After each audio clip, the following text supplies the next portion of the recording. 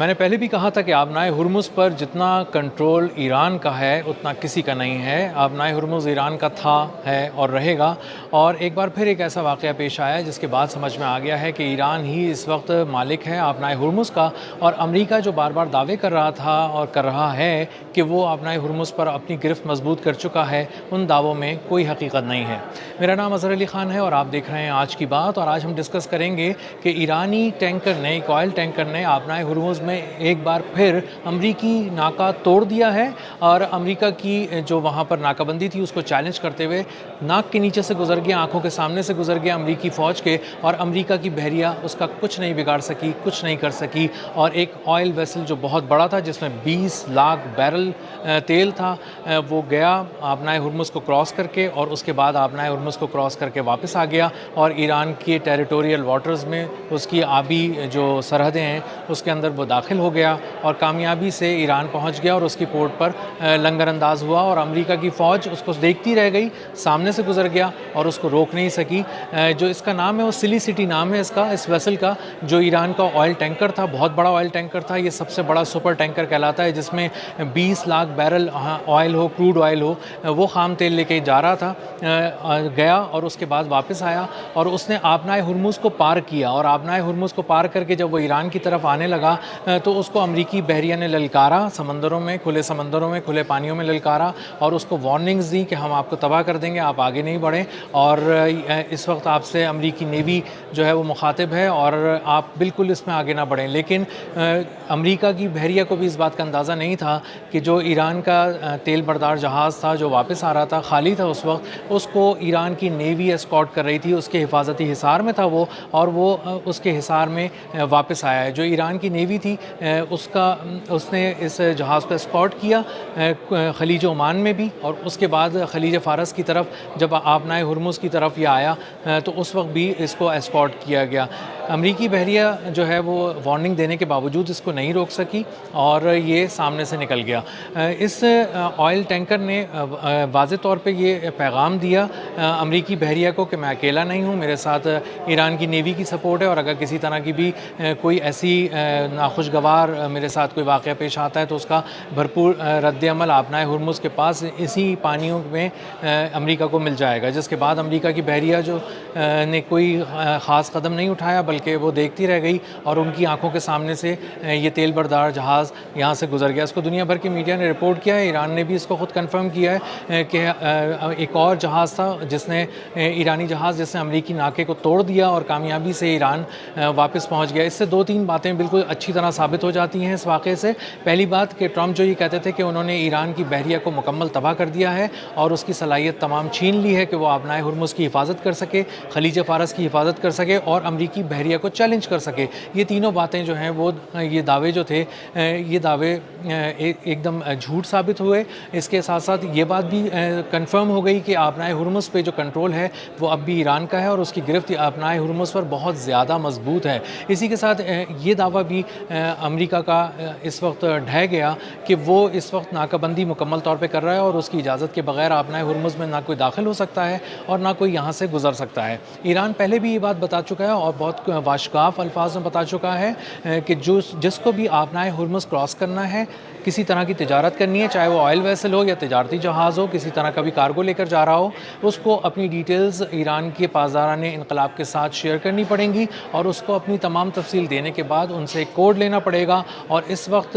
Custodian وہی ہیں آبنائے ہرمز کے، پاسداران انقلاب، اور انہی کی اجازت سے کسی طرح کی بھی سامان کی ترسیل آر یا پار ہو سکتی ہے آبنائے ہرمز کے۔ اور ایران بار بار اس بات کو کہہ رہا تھا کہ جو جہاز یہاں پہ آ رہے ہیں اور گزرنا چاہتے ہیں یہاں سے آبنائے ہرمز سے، ان کو پہلے اپنے پوری جو جہاز کی تفصیل، ملکیت، کس ملک کا جہاز ہے، اس پہ کتنا اسٹاف ہے، اسٹاف کی تفصیل کیا کیا ہے، اس پہ کون سا کارگو ہے، کارگو کی نوعیت کیا ہے اور اس کی تفصیل کیا ہے، ان تمام تفصیلات کو دینے کے بعد ایرانی پاسداران انقلاب ایک کوڈ دیں گے اس جہاز کو، اور وہ کوڈ استعمال کرتے ہوئے وہ مستقل ایرانی بحریہ کے ساتھ رابطے میں رہے گا وہ جہاز، وہ تجارتی جہاز، اور اس کے بعد اس کو باحفاظت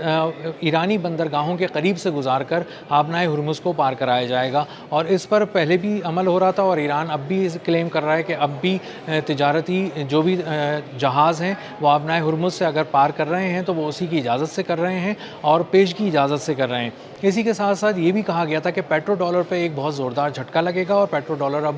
خلیج فارس میں ہی ڈوب جائے گا، کیونکہ ایران اور چین مل کر جو پیٹرو یوان ہے اس میں پیمنٹس لے رہے ہیں۔ چائنیز کرنسی ہے یوان، تیل کی تجارت اب یوان میں کی جا رہی ہے، یا پھر ڈیجیٹل پیمنٹس کو یقینی بنایا جا رہا ہے ایران کی جانب سے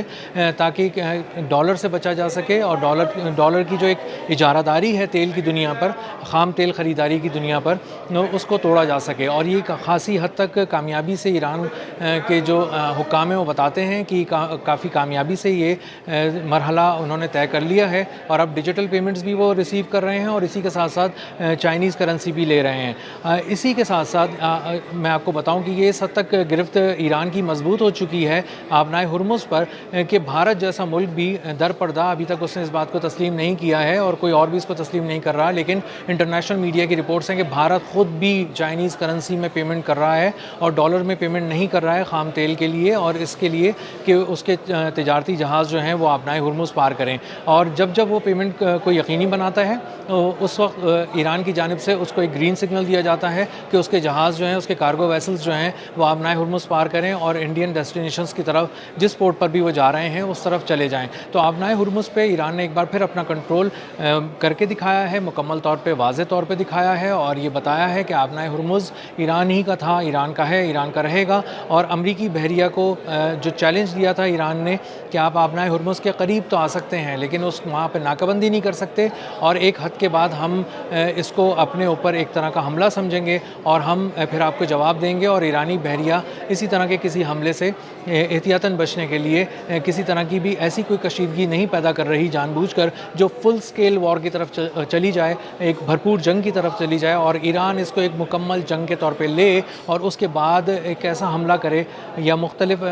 زاویوں سے حملہ کرے اور کئی ایک طرح سے ایسا حملہ کرے جو ان کے لیے بہت ہی کاری وار ثابت ہوں۔ تو ایران نے اپنی گرفت مضبوط کرنے کے ساتھ ساتھ اس بات کو بھی یقینی بنایا ہے کہ جو اس کے جہاز جب چاہیں امریکی ناکہ بندی کی ناک کے نیچے سے ان کی آنکھوں کے سامنے سے گزر کر واپس آ جائیں، آبنائے ہرمز پار کریں اور انہیں کوئی روکنے والا نہ ہو۔ اسی طرح بہت سارے تجارتی جہاز صرف ایران کی ہی اجازت سے آبنائے ہرمز پار کریں، اور اس اجازت سے جو پیشگی طور پہ یوان سے جڑی ہوئی ہے، یوان کی ادائیگی سے جڑی ہوئی ہے، اور پیشگی طور پہ ڈیجیٹل پیمنٹس کے ذریعے، کرپٹو کرنسی، ڈیجیٹل کرنسی کے ذریعے، یا کوئی ایسے کوائنز جو بہت ہی کریڈیبل قسم کے ہیں اور بہت ہی زیادہ دنیا میں مانے جاتے ہیں، چلتے ہیں اور والیٹائل نہیں ہیں، ان کے ذریعے پیمنٹس کی جائے، اور اس میں ایران کے ساتھ تجارتی روابط قائم کیے جائیں۔ ایران چاہتا ہے کہ وہ آنے والے دنوں میں جب اس سے آبنائے ہرمز سے ایک ٹرانزٹ فی چارج کرے جو فی جہاز $20 لاکھ تک لی جا رہی ہے، تو اس سے ایران یہ اسٹیمیٹ کر رہا ہے، یہ اس کی پروجیکشنز ہیں کہ تقریباً $80 ارب سالانہ وہ اس سے کما سکے گا، اور اس کے بعد ایک ریونیو کی ایسی سٹریم، ایک ایسا راستہ کھل جائے گا جو ایران کی جو معیشت ہے جو بہت عرصے سے پابندیوں کی وجہ سے دباؤ کا شکار ہے، وہ اب باہر نکل سکے گی ان پابندیوں کی مشکلات سے، اور تازہ ہوا میں اس کی معیشت سانس لے سکے گی، ابھر سکے گی اور آگے بڑھ سکے گی۔ ملتے ہیں اگلے ولاگ میں کسی نئے خبر، نئے تجزیے اور نئے زاویے کے ساتھ۔ اللہ حافظ۔